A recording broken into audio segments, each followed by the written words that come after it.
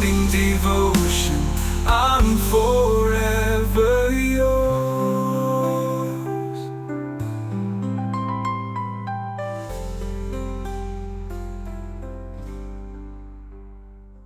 Praise God, hallelujah. കർത്താവ് നിങ്ങളെ ധാരാളമായി അനുഗ്രഹിക്കട്ടെ.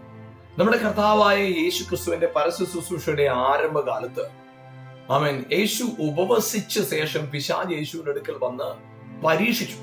ഒന്ന്, യേശുവിനോട് പറഞ്ഞു, നീ ഈ കല്ലിനെ അപ്പമാക്കി തീർക്കാൻ പറഞ്ഞു. രണ്ടാമത് പറഞ്ഞു, ഈ ഗോപുരത്തിന്റെ മുകളിൽ നിന്ന് ചാടാൻ പറഞ്ഞു. മൂന്നാമത് പറഞ്ഞു, എന്നെ നമസ്കരിക്കാൻ, ഞാൻ ഈ മഹത്വം എല്ലാം നിനക്ക് തരാം.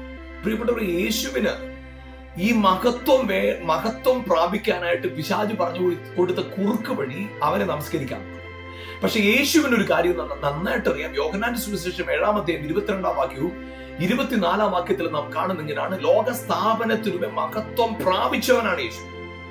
അതെ, ഹല്ലേലൂയ, മഹത്വം പ്രാപിച്ചവൻ. ആ മഹത്വം പ്രാപിച്ചവനായ കർത്താവ് അവിടെ പറയുന്നത്, പിതാവേ, അങ്ങ് എനിക്ക് തന്ന മഹത്വം എനിക്ക് തന്നിട്ടുള്ളവർക്ക് ഞാൻ കൊടുത്തിരിക്കുക.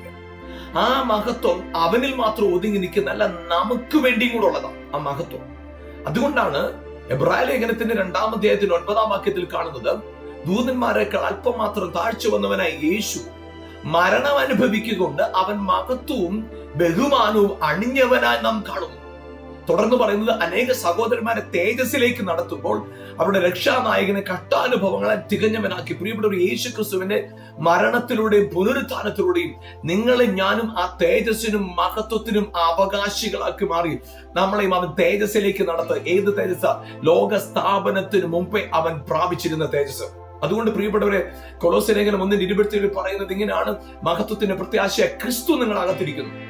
പിശാച് കാണിച്ചു കൊടുത്തത് ഈ കാണുന്ന മഹത്വമൊക്കെയാണ്. എന്നിട്ട് പറഞ്ഞു, ഈ കാണുന്ന മഹത്വമല്ല നിനക്ക് തരാം. പക്ഷെ യേശു പറഞ്ഞു, നീ കാണുന്ന മഹത്വമല്ല നിനക്കറിയത്തുള്ളൂ, പക്ഷെ കാണാത്ത മഹത്വം എന്റെ അകത്ത് വസിക്കുന്നുണ്ട്. ആ കാണാത്ത മഹത്വമാണ് കാണുന്നതിനെ നിയന്ത്രിക്കുന്നത്. പ്രിയപ്പെട്ടവർ, നിങ്ങളുടെ ജീവിതത്തിൽ കാണുന്ന ചില വിഷയങ്ങൾ, നിങ്ങൾ കാണുന്ന ചില പ്രയാസങ്ങൾ, കാണുന്ന ചില വെല്ലുവിളികൾ പിശാച് നിങ്ങളുടെ മുമ്പിൽ കൊണ്ടുവന്നിട്ട് നിങ്ങളെ നിരാശപ്പെടുത്തുമ്പോൾ, നിങ്ങളുടെ അകത്ത് വസിക്കുന്ന കാണാത്ത മഹത്വം നിങ്ങൾക്ക് ഇത് കാണാൻ സാധിക്കുന്നില്ല, മറ്റുള്ളവർക്ക് ഇത് കാണാൻ സാധിക്കത്തില്ല. പക്ഷെ ആ മഹത്വമാണ് ചുറ്റുപാടുകളെ നിയന്ത്രിക്കുന്നത്. പ്രിയപ്പെട്ടവർ, നിങ്ങളുടെ ഒരു കാര്യം ഉറപ്പ് വേണം, നിങ്ങളുടെ അകത്തുള്ളവൻ ലോകത്തിലുള്ളവനേക്കാൾ വലിയവനാണ്. നിങ്ങൾ കാണുന്ന വിഷയത്തെക്കാൾ നിങ്ങളുടെ അകത്ത് നിങ്ങൾ കാണുന്നില്ല, പക്ഷെ നിങ്ങളുടെ അകത്ത് വസിക്കുന്ന ദൈവം വലിയവനാണ്. ഇന്ന് പകലത്തെ സകല മേഖലകളിലും അതെ, ഈ ബോധ്യത്തോട് മുന്നോട്ട് പോയാട്ട്, ഹല്ലേലൂയ, ലോകത്തിലുള്ളവനേക്കാൾ നിങ്ങളിലുള്ളവൻ വലിയവൻ. God bless you. Amen.